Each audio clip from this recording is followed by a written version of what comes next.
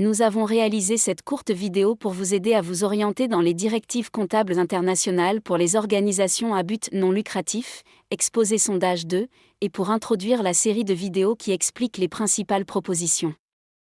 Un exposé sondage est une version proposée du texte de l'IMPAG, soumise à l'avis du public.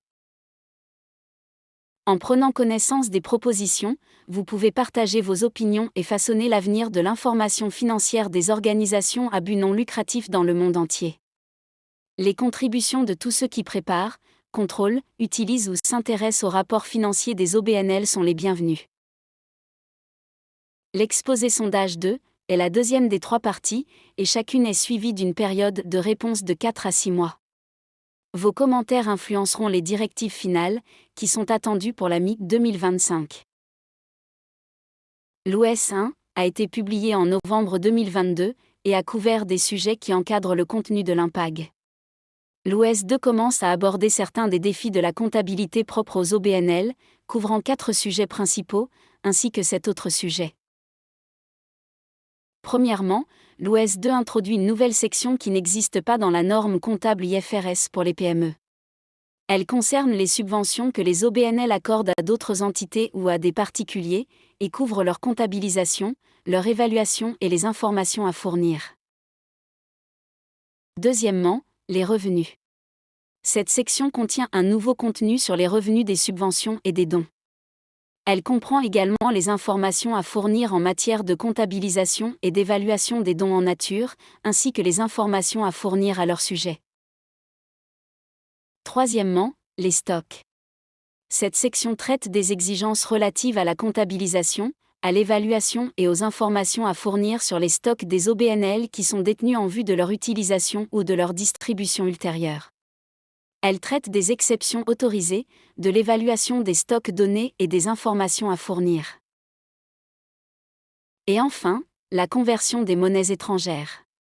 En particulier, des mises à jour pour tenir compte des informations à fournir et des exigences en matière de présentation propres aux OBNL. Outre ces 4 thèmes principaux, l'OS 2 comprend des sections relatives aux instruments financiers, aux provisions et éventualités, aux coûts d'emprunt, aux avantages du personnel, à l'impôt sur le résultat, à l'hyperinflation et aux événements postérieurs à la date de clôture.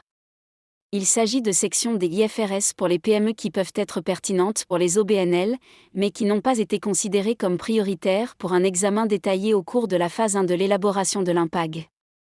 Des mises à jour ont été effectuées afin de les aligner sur les autres sections de l'IMPAG. Il est proposé de ne pas inclure dans l'IMPAG la section 26 de la norme comptable IFRS pour les PME, relative aux paiements fondés sur des actions.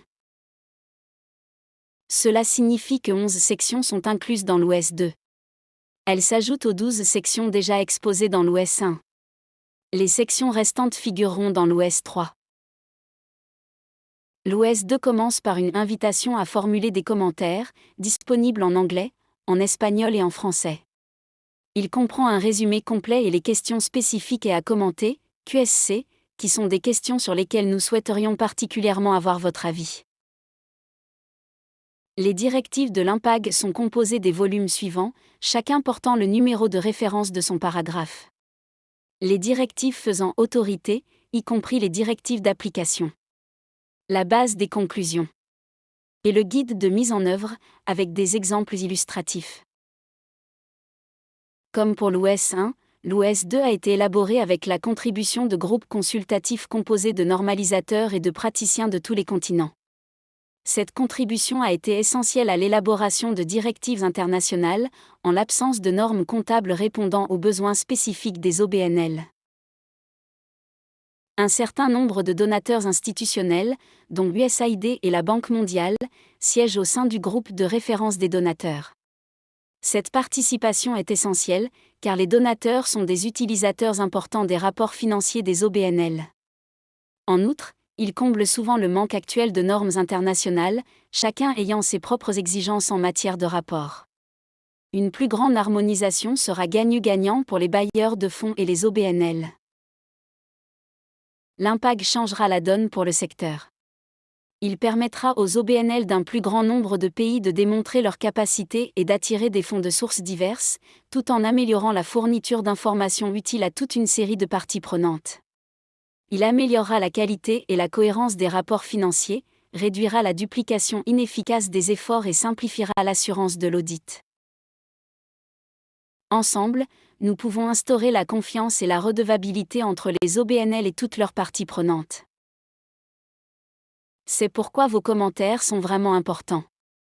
Vous pouvez nous faire part de votre avis sur n'importe quel aspect de l'OS 2, mais nous avons défini certains points à commenter dans les « questions spécifiques à commenter » ou QSCS.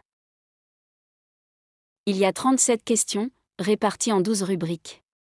Vous n'avez pas besoin de répondre à toutes les questions, vous pouvez vous concentrer sur ce qui est le plus pertinent pour vous.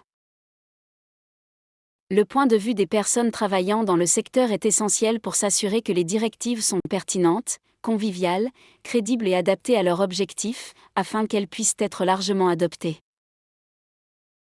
Une série de vidéos explicatives a été développée pour présenter les principales propositions contenues dans l'ES 2.